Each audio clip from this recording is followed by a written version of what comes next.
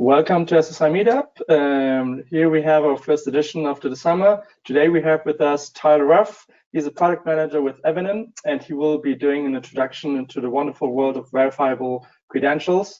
And I hope everyone will end with the session understanding the basics of what this means and how this is important to self-sovereign identity and decentralized digital identity overall.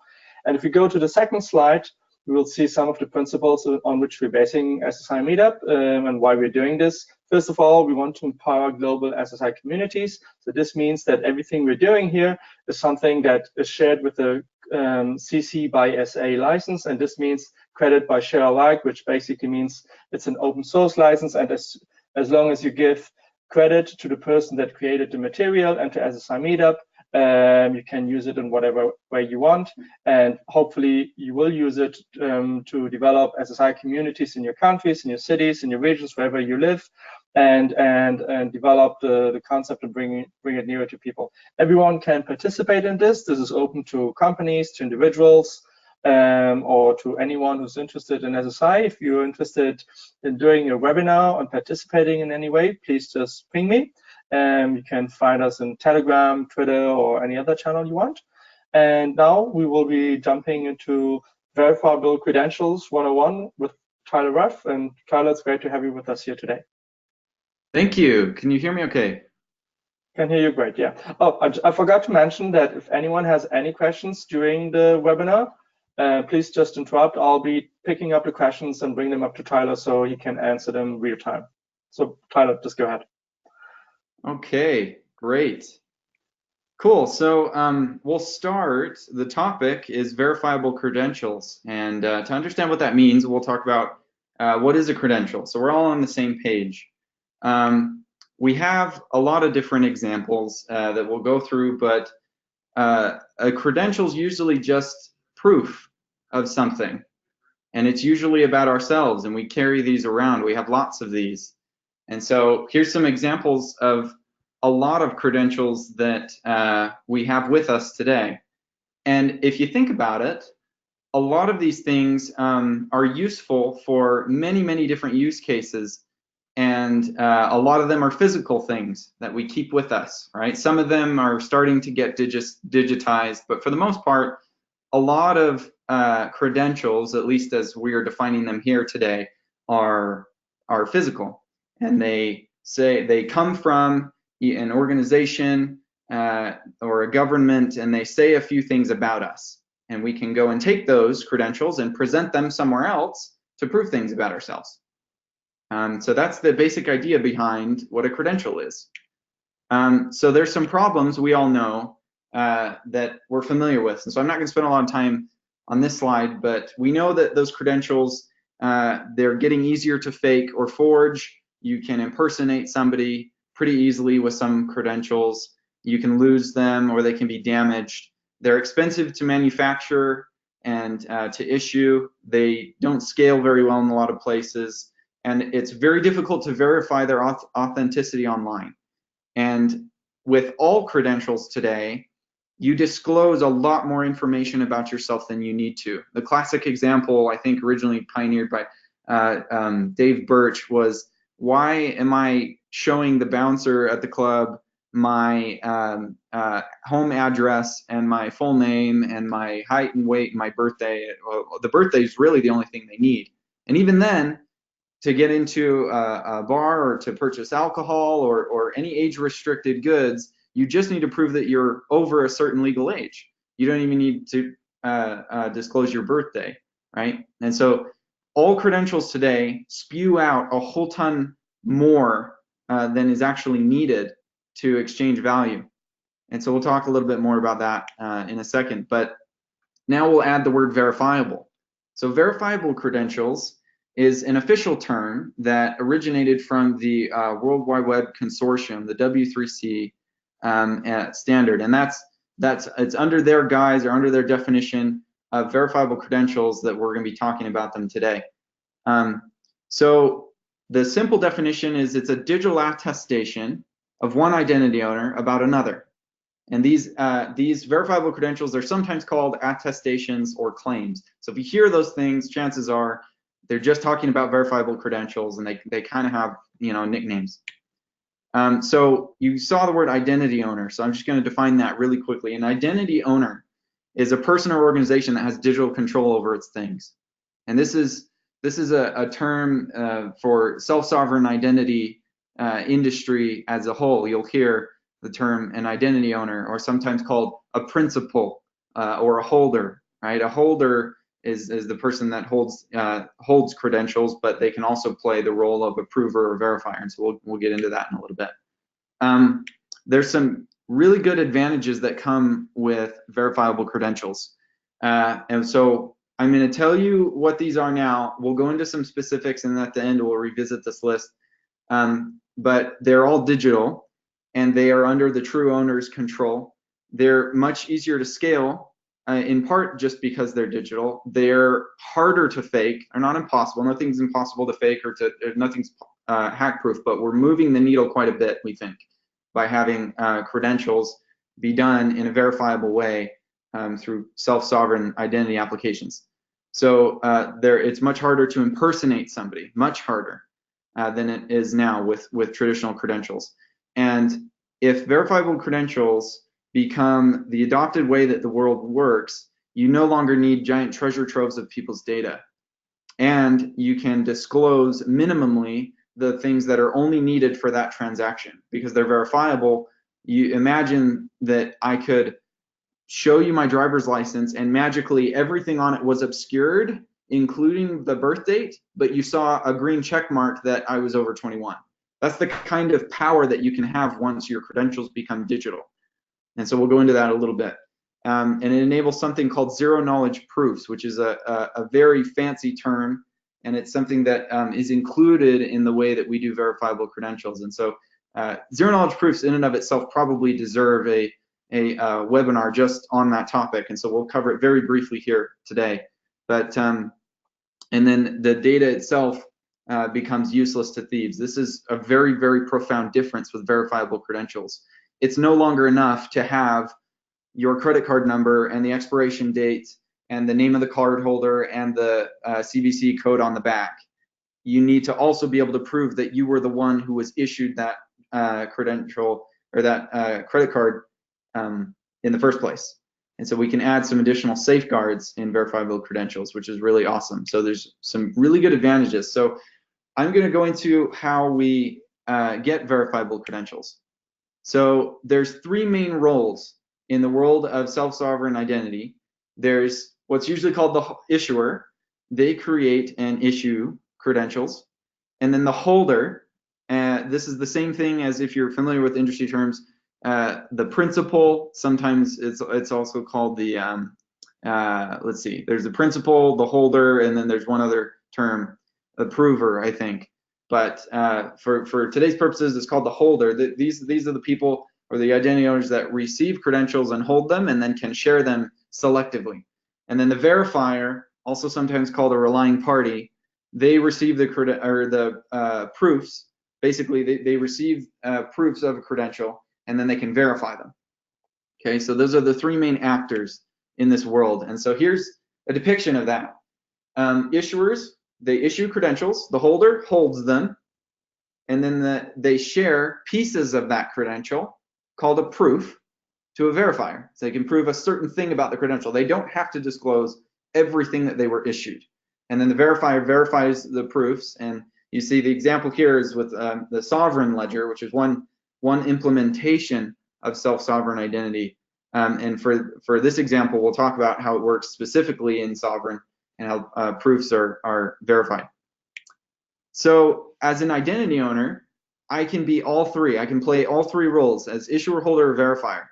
So in this example, I'm an issuer. I give consent for my kid to go on a field trip to the school, and the school now has audit proof that they can show to an auditor or the school district that they got parental consent to take my kid on a field trip. And that can be verified without having to check with all the parents.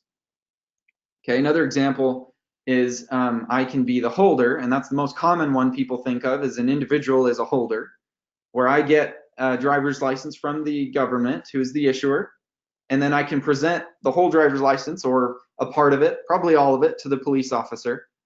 who then verifies it, and they can verify that it came from the government, that it's not revoked, and that it was issued to me. And they can verify those three things very strongly. Those are very important three things. And then the last example is where I can be the verifier. So in this case, the government issues a business license to an online store. The online store, in order to get me to trust them so that I'll interact and buy something on their store, they show me a proof of their license and that it came from the government that I trust. And I can verify that without having to go and talk to the government and ask them about it. And that's so that's kind of how an identity owner can be an organization or a person, and they can act in any one of these roles for the exchange and verification of credentials. Now, the way that they work, so we're going to dive one level deeper technically and talk about how they work. For those of you that are familiar with public key infrastructure, this next part you'll understand pretty quickly. But for those who are not, public key infrastructure is the technology by which the web uses to secure connections to websites now. It's the way that you have that green padlock that just recently went away in the latest update of Chrome that says you have a secure connection to the website or not. They are using public key infrastructure, and so we're using similar technology in a decentralized way. And so we'll go through an example of that. So here we have the example I like to go to a lot is the DMV. DMV in the United States is short for the Department of Motor Vehicles. So this is where Americans get their driver's licenses. So and then Bob the holder, we have him having a smartphone that has SSI powered capabilities on it for holding credentials and proving them. Okay, and then we have a potential employer who wants to verify my identity before they hire me. So the first thing that happens if you're an issuer and you want to issue a verifiable credential is you need to write something to a global distributed ledger called a DID, an issuer DID. And there, I believe there was a webinar done which was really good on DIDs. And so suffice it to say here that it's a unique distributed identifier. That's what DID stands for, distributed identifier. There's a special kind of DID called an issuer DID, and its associated verification key needs to be written to a public ledger. And notice I've color-coded these so that you know that the blue keys down here, the blue issuer DID and ver key, belong to or can be correlated with the Department of Motor Vehicles.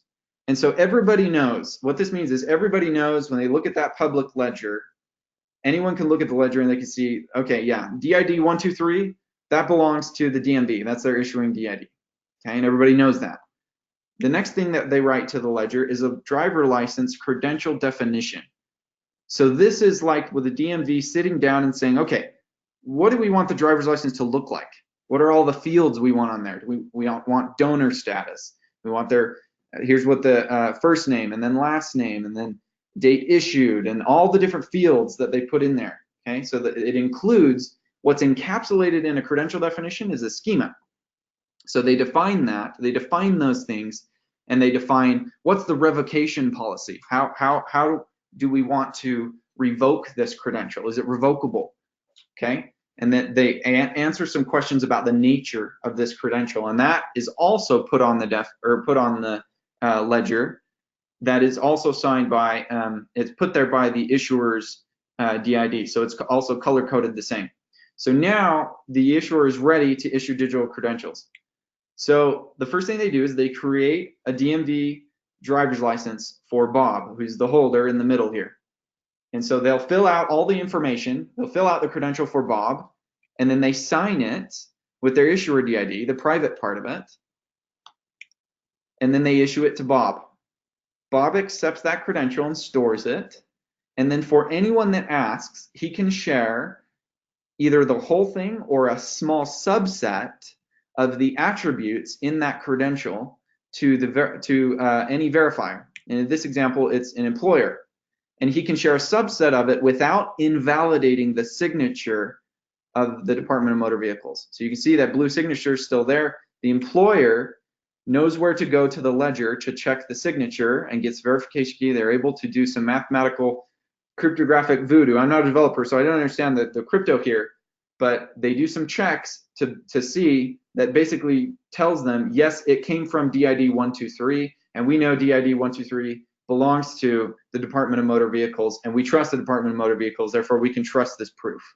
Okay, and so they have a green thumbs up, and now the verifier, without having to talk to the issuer, knows that Bob has a legitimate driver's license with these things on it, right? So that's an overview of how credentials issued. I have a couple of questions here.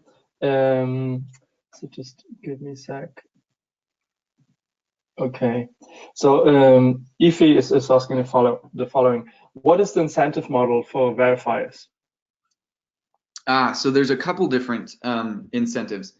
There can be a monetary incentive for verifiers, where today verifiers have to spend money to do ID checks a different way. They either have to, like, if you're a financial institution, you're under heavy regulation and know your customer regulations to identify people before you can give them loans or give them bank accounts. And they're spending buku bucks doing that. And so there's a way that financial institutions are looking at cutting, not only cutting those costs, but making it so that not every financial institution has to redo the KYC process for somebody. So if I get KYC'd really strong and I get a couple of really good identifying credentials from the government and from some banks who KYC me, and then I can go and share those proofs to new banks and get new services, and they can rely on those instead of having to do their own KYC. That's one way to do it. The other way to do it is as a verifier, you can have an incentive that basically says, well, it's instead of it's saving money, you can have it so that the issuer is actually paying, or say, hold on.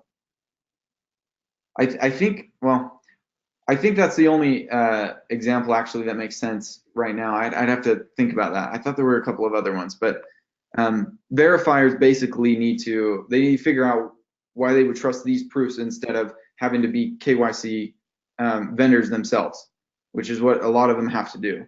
Anywhere you go, they have to do that. And well, here's the other one. Right now, if you go to any website or have to create an account, you have to give them a whole bunch of toxic information, and that's becoming a liability.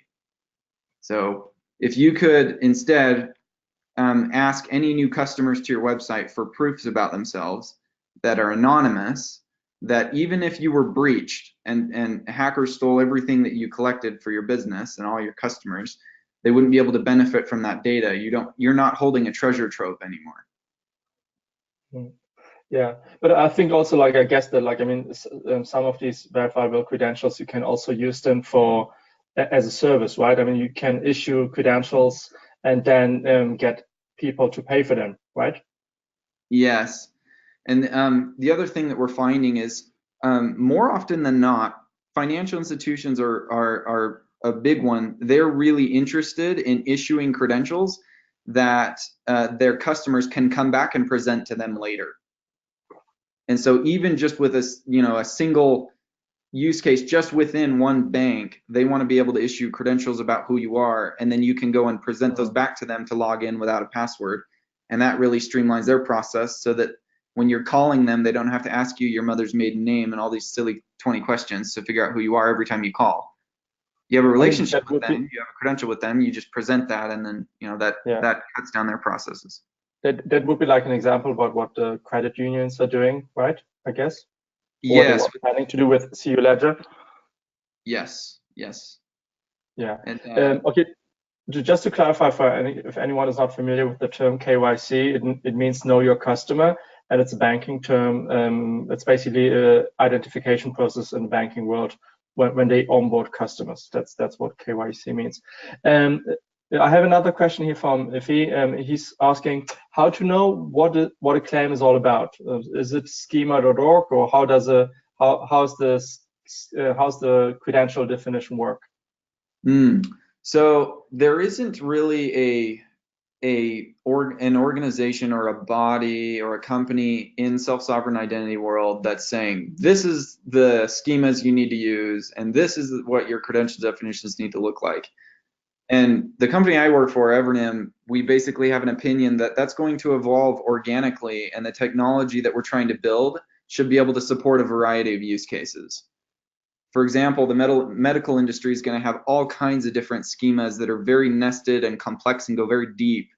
And they're going to be very, very different than what the government wants to issue for driver's licenses. And even those will be different from what financial institutions want to issue. And so the way that those look really can just be supported at the protocol level. And what becomes key is as industries kind of coalesce around common credential definitions and schemas that they will trust and that they want to use, I think standards will evolve organically, probably not by some standards body because that takes forever, but it would probably be by forward-thinking organizations that get together and say, hey, between us, let's agree on a couple of credential definitions that we'll use to issue. We enter into what's called a trust framework, and basically that outlines the rules for issuing the credential, what the credential looks like, and what hoops you have to put people through before you can identify them enough to issue those credentials to them, and such that people will trust them, right? And those known businesses or issuers will enter into that trust framework and have an agreement about what that looks like. And it'll cross industries. That's exactly what, like Alex said, that's exactly what the CU Ledger is doing. And that CU Ledger is a consortium of credit unions. It's gotten global now. It started in the US, but it's global now. And they are creating what they're calling the global digital credential. And they're basically creating a trust framework where credit unions can opt in, and they're going to decide together and they're calling it a MyCUID credential. And it's going to be a credential that they decide together as a consortium what that looks like, and then issue it to all their customers so that anyone else, any of the other credit unions that participate in that trust framework will be able to trust it and rely on it. It'll be strongly bound to like a legal backing or legal standard of know your customer regulations. Yeah, great. I mean, we had a couple of weeks ago, we had a session about CU Ledger and trust frameworks. So if anyone is interested in digging more into that subject, you can just find it in ssimedia.org. Just one more question from IFE that just came up. He's asking, do KYC providers or verifier need any legal protection? I'm not sure what that means, but yeah, I'm a little confused by the question. Yeah, I think maybe you can specify a little bit more. I mean, maybe he means that if a bank credential issuer, how that is relevant. I'm not sure. Maybe you can word it again. If you just write it in, and in the next right moment, I will jump in again and ask Tyler. And this is it for the time being. I mean, if he will write back, and maybe Tyler, you can just keep on going now again. Great. Okay. So moving on, we went through one example here where you ended up with a digital credential for your driver's license. This can scale really quickly. These digital credentials can be collected and stored on Bob's devices, and he can prove with them, or prove even a combination of a couple of things from one issuer, a couple of things from another issuer, in what's called a compound proof. And he can share those with anyone who asks, and he can share a subset, and he can do it in zero knowledge, and he can prove that they haven't been revoked and that they were issued to him. And so there's enormous capability with verifiable credentials, but there's two common questions we get that we thought would be appropriate to answer today. First, how does a verifier know that a credential that I share with them, which is called a proof, was actually issued to me? How do they know that it belongs to me and that I just didn't copy it with all my buddies? And we all have driver's licenses now, right? Good question. The answer is something called blinded link secrets. These have sometimes been called master secrets, and you'll just have to forgive the terminology. This is a very, very new field of technology, and so terms kind of evolve and change rapidly, and it's a little annoying for everybody involved. But the term now is blinded link secrets. And what that means is we'll go into a little bit more depth into what actually happens when you issue a digital credential. Okay, so there's a couple of assumptions. First, the issuer has a DID and VeriKey on the ledger, and they have a credential definition. They specified what kind of credential they want to issue. This includes identifying the schema, the revocation policy, and things like that. Okay, so that's all there. And when you issue a credential, there's actually a first step, and we have screenshots. So I'm product manager at the company I work for the app that goes on iOS and Android phones for doing this. So this app right now can just pretty much act like a holder and approver. It can't yet issue. So this is, anyway, this is an example. The first step in issuance is called an offer. Okay, so in the screenshot, if I'm buying concert tickets, this is an offer, right? So when I go to buy something, this is my tickets, and so then I'll hit accept. The magic happens in this second step. Okay, the second step is the credential request. Now you'll notice that the holder bubble has what's called a link secret. This is a secret that only the holder knows, and he never ever shares. Okay, with this link secret, they're able to prove that it was issued to them, and we'll talk about how that works. So when you actually press the accept button in our app right now, it goes to a pending state, and if you tap on it, it shows you that, well, they need to sign and issue it to you still. There's actually 3 steps going on behind the scenes. So think of it, the analogous example to the way the real world works is when you get a credit card offer in the mail. That's an offer. You still have to go apply, which is like the request, and then they issue you the credit card. So these are the same 3 steps essentially. And in that request, they send over, the holder sends over a blinded link secret, not the link secret, it's a blinded link secret. So think of this like an envelope that's sealed, that the issuer can't open. And then what the issuer does with that is when they issue the credential, they bind it with some crypto voodoo goodness to their credential, and then they sign it. So that would be like, imagine they have the sealed envelope, imagine they sign it with some ink that seeps through the envelope and signs the contents without them knowing what's in the envelope. Okay, that's kind of what's happening. And so when the holder ends up with the credential, they are able to prove that, well, what the issuer's essentially done is made it so that not anyone can prove this credential. Only the person that knows the link secret can prove that it was issued to them. Okay, so that's how it can be bound to the holder, is through this idea of something called a link secret. Okay, so those are the 3 steps in overview. The offer is optional. That's why it's dotted line. The offer again is, hey, we want to offer you a digital credential of driver's license. We're offering you this, right? But in the real world, sometimes it's just a request and an issuance. So I go to the DMV and I go in there and I say, I want a driver's license, and they issue it to me. Okay. So the request is necessary because you have to share the link secret right here, and then the issuance, where you bind the credential to the link secret. The issuer does that and then sends it over. So those are the 3 steps: offer, request, and then the issuance. So that's how credentials are issued. And then when the proof is shared, it doesn't invalidate the signature, and it has multiple signatures going on. It's still signed by the issuer, but now the holder has some things in that proof that say, I can prove to you that I was the owner of this credential when it was issued. I was the one it was issued to. Okay, so that's how this can work digitally. And the verifier can check that the normal way to the ledger and know that it's legit. It's worth pointing out here that the same 3 steps exist on the prover side.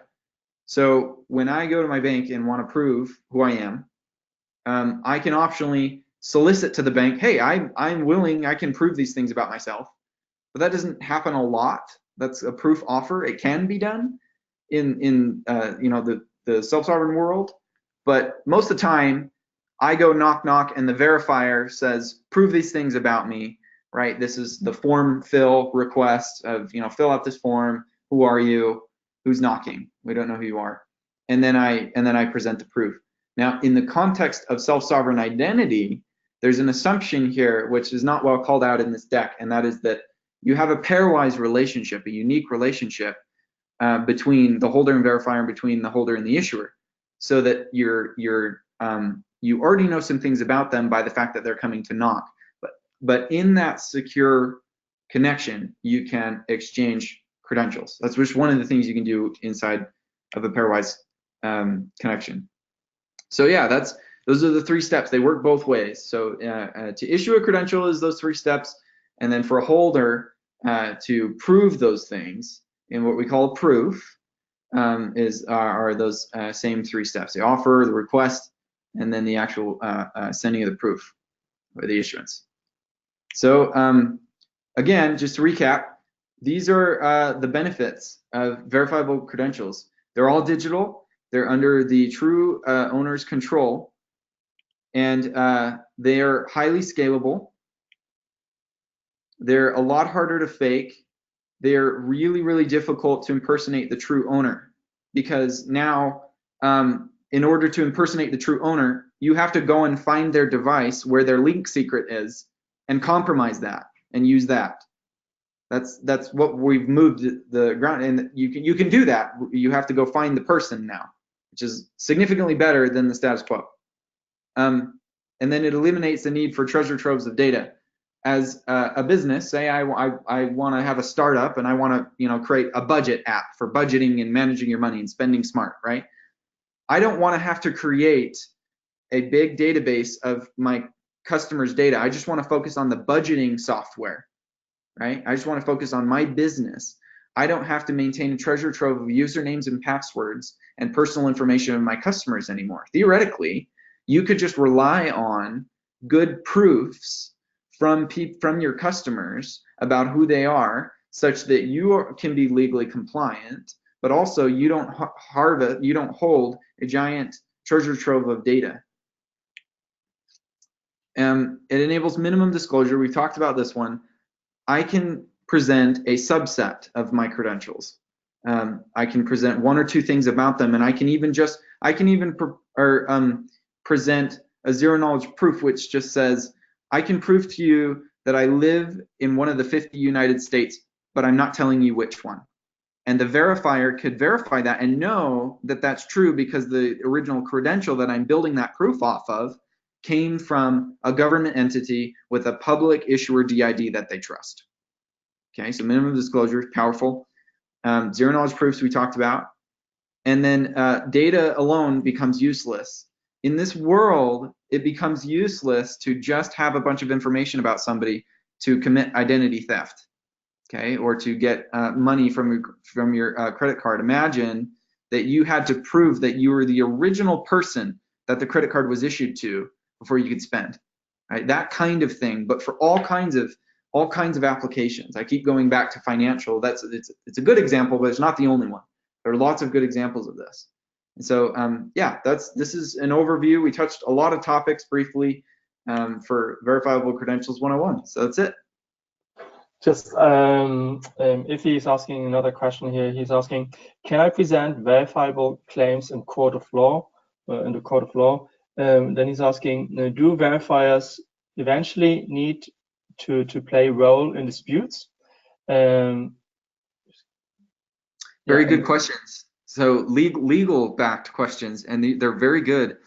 I saw recently, I don't know if you guys have heard, or Alex, if you've seen and can point the group to this, but China just ruled that, and I can't remember exactly, so I want to be careful how I word this, but it was breaking news that basically China has ruled that cryptographic proofs or cryptographic material is legally actionable in a court of law.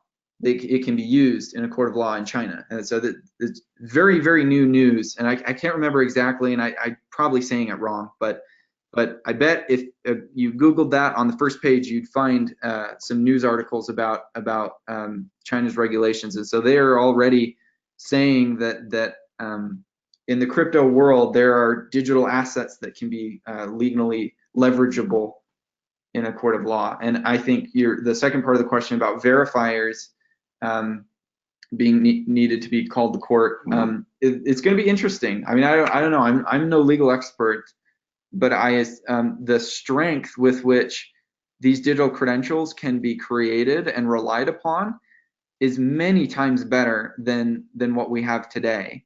I mean, in a court of law today, if you can bring a document forward, a physical document forward, which is a lot easier to forge, they can still hold weight in a court of law. And so I think digital credentials have huge potential to dramatically change the way that our legal system works right now, because a cryptographic proof that can be verified objectively by anybody is much stronger and much more compelling, in a court case. Yeah, absolutely. I think this is a good idea for future webinar to see about how verifiable credentials would hold up in the court of law. That's a really interesting point. There's another question from Ife. He's asking, how does Evernym compare to Uport? We're very similar in a lot of ways. One of the big differences is Uport uses the Ethereum ledger, and I think that they are using pairwise identifiers. I can't remember, and so I won't speak to that, but I just know that for Evernym, we by default are using pairwise relationships with everything that we do. And so anytime that you form a new connection or relationship with Evernym software, it's on a completely private, newly generated DID that is pairwise, and the other party is doing the same thing, and you're exchanging those, and so you have unique pairwise relationships. And we're broadly aligned on a lot of things. We're both members of the DIF, the Decentralized Identity Foundation, and we collaborate with them regularly. Whereas Evernym is based on, we're building all of our tech on the sovereign ledger, which comes from the code in Hyperledger Indy. Great. There's another question from Jose. He's asking, improvements in biometrics could change verifiable credentials that are issued or verified. I think. Yes. Yeah, that one is interesting. Right now, the only kind of biometrics that work with our tech is just the biometrics that come with the phones. But you could imagine that you could have a type of additional biometric layer that protects your ability to prove credentials. As far as biometrics becoming credentials themselves, there's a huge risk in that, because you can't well change your eyeballs out. If somebody gets a hold of the high res of your iris or some credential, that there's some big moral debates about whether that should be done. But if we can leverage software in a way that it can protect my ability to unlock my personal wallet and prove things about myself as Tyler with my biometrics, such that if I lose all my devices, I can still have a cloud agent out there somewhere that knows some things about my biometrics, and that will only open up and grant me access back if it thinks it's really me, and it does a bunch of biometric checks on me. And I will say that Evernym is doing some pilots with some non-government organizations for this, specifically to help the unbanked population and at-risk populations like refugees and others that have no physical, have no devices or digital devices to control credentials. They still need to be identity owners, and they still can have digital credentials that they can benefit from and execute control over just by having unique biometrics. And so that stuff is very bleeding edge, it's very early, but in theory, it's very possible. Great. Another question from Ife. He's asking, any collaboration opportunities for startups? Any what? Any collaboration opportunities? For startups? Yes. Evernym is doing, we have what's called an accelerator program, and that's if you want to get involved with Evernym directly, but there's better than that is if you just want a general collaboration with the code for verifiable credentials, Hyperledger Indy. Go to Hyperledger Indy and get involved there. Join the Sovereign Slack. and they talk a lot about there's a lot of collaboration for companies there that are using verifiable credentials and doing pilots and figuring out the best way to deploy this tech. And Hyperledger India is where the open source Apache 2 licensed code for not only running a network like Sovereign lives, but basic identity owner tools for doing digital credentials. And in fact, the app that you just saw screenshots of, the app that I'm in charge of, is going to be open source soon as well. So people will have the ability to use that and play with digital credential tools. And so that's a perfect place for startups to go. I'd say go to Hyperledger India, join the Sovereign Slack. Awesome. I'm not sure if there are any other questions. If there are any other questions, please just share them. If they're not, Tyler, thank you very much for the great presentation about verifiable credentials.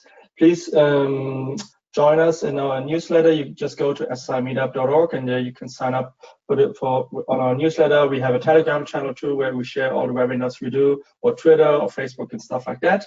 Our next webinar will be in 2 days. It will be about digital identity and privacy, and how we make sure that our digital identity remains private. And it will be with Brenda Long from the Future Privacy Forum. So please join us there. It's on Thursday, same time as today. And I'll be publishing this webinar today after I get the recording, and share it also in all those channels I just mentioned. And then you can learn more about it. Just one more question that came in. Just one moment. Okay, no, Jose, he just said thank you. No, thank you, Jose, for joining. And Tyler, thank you very much for your time. And I hope I'll have you here with us again in the future, talk about in more depth about any of these subjects. Yeah. Awesome. Thank you very much. Bye-bye, everyone.